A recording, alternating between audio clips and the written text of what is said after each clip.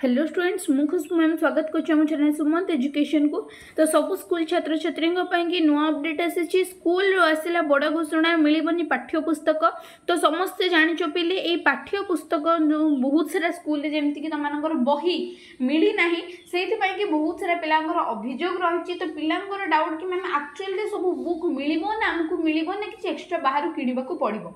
ठीक अच्छे तो से विषय कंप्लीट पूरा ऑफिशियली तुम न्यूज़ पेपर रिलीज होती आज आर्टिकल से विषय में कंप्लीट डिस्कशन करी। सो वीडियो भल लगे वीडियो को लाइक कर सांग शेयर कर जो मैंने मो चैनल नुआ अच्छा चैनल को सब्सक्राइब कर बेल आइकन को ऑल प्रेसेट कर दिया। जो मैं टेलीग्राम रे जॉइन हो लिंक अच्छे डिस्क्रिप्शन तो चलो आम कंप्लीट अपडेट डिस्कशन करवा। तो पिले आज वीडियो रे समस्त कि दुईटा लेखा इंपोर्टेंट इनफॉरमेशन रही जोटा कि हूँ फास्ट हूँ तुम पाठ्य पुस्तक यानी कि तुम बही को लेकिन सेकेंड हूँ पिले यूनिफॉर्म को लेकिन। ठीक अच्छे तो ये दुटा पूरा तुम आसी ऑफिशियल आर्टिकल देखी नि। फर्स्ट यूनिफॉर्म देती कौन ना एवं कड़ा नहीं क्षमता भाजपा सरकार क्षमता को आसवा पर पुणी थे स्कूल रे कौन मैंने यूनिफॉर्म को लेकिन उठी प्रश्न। विद्यालय और गणशिक्षा मंत्री नित्यानंद गंड कहते जदि दलीय स्वार्थिक दृष्टि रखी ड्रेस कोडे कौन कर रंग कर तेबे कौन हम ना से परिवर्तन आवश्यक। विभाग सहित एने आलोचना करी सठिक निष्पत्ति नियाजिब। सूचनादायक कि 2023 रे नुआ शिक्षा वर्ष सह नवम दशम श्रेणी पिलांग यूनिफॉर्म बदली थिला। सर्वशिक्षा तुमर अभियान रे प्रथम को अष्टम श्रेणी पिलांग मागणा पोशाक और जोता मिलता बेले मुख्यमंत्री प्रधान कौन कले ना परिधान योजना रे नवम और दशम श्रेणी पिलांग मागणा यूनिफॉर्म मिलता। तापर देख 550 टंका हेले पोशाक कौन करथिले ना सरकार बदली जाइछि। तेणु पुणी थे कौन हम ना हाईस्कूल यूनिफॉर्म परिवर्तन नहीं चर्चा होउछि। स्कूल छात्र छात्री यूनिफॉर्म रंग परिवर्तन नहीं होउछि बड़ योजना। बुझिपाल समस्ते माने कौन ना तुम स्कूल यूनिफॉर्म कौन कर ना रंग बदला क्लीयर।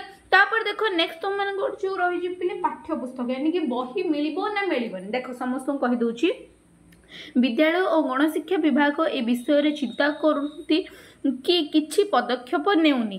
तापर सर्वशिक्षा अभियान अधिक प्राथमिक उच्च प्राथमिक स्कूल पिलांकु मागणा पाठ्य पुस्तक दिया जाइछि। प्रथम रु अष्टम श्रेणी पिलांकु एही पाठ्य पुस्तक मिलिछि। तापर देख से नवम दशम श्रेणी एससी एसटी पिलांकु तुमनकर एटा एससी एसटी कास्ट पिलांकु मागणा रे पाठ्य पुस्तक प्रदान करबा नवम रही। तापर देख नेक्स्ट देछि कोन ना एहा बाध्यतामूलक मध्य शिक्षा वर्ष आरंभ और पाठ पढ़ा हेबा आगुरु पाठ्य पुस्तक जोगाई देबा कथा। पाठ पढ़ा तुमनकर पिले कहगरे 3 मास हेलानी क्लियर देखिपारे सब लिखाई पाठ्य पुस्तक कौन देछि ना छापी ओडिशा स्कूल शिक्षा कार्यक्रम।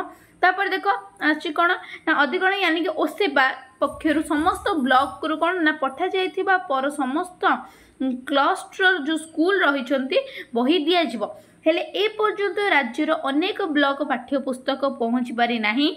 जड़े शिक्षक नेता कहवा कथा 3 मास हेलाणी पाठ पढ़ा आरंभ हेलाणी मात्र राज्य रे एपरिक स्कूल रे जेतिकी पिला नाम लेखाई से अनुसार मध्य पाठ्य पुस्तक आसु नाही। जदि कौनसी पिला विलंब रे नाम लेखाई ताकू पाठ्य पुस्तक मिलवा कष्टकर हेउची। ठीक अच्छे एमती स्थिति रे हेउची जे कहा कहुच्छी बही मिलियो बोली क्लियर। तो ये कौन कहुच्छी ना पिले तुम जो मैंने सब एडमिशन कर समस्त को कंप्लीट आकार बुक मिल पारुनी के जन को बुक मिलूँ के जन को बुक मिलूनी क्लियर। तो जो मन डाउट रोचे कि मैम बुक आमको मिल ना आमको बाहर सब एनसीईआरटी बुक गुड़ा किना पड़ो तो समस्त कहीदे बुक तुम पिले स्कूल रू ही मिल।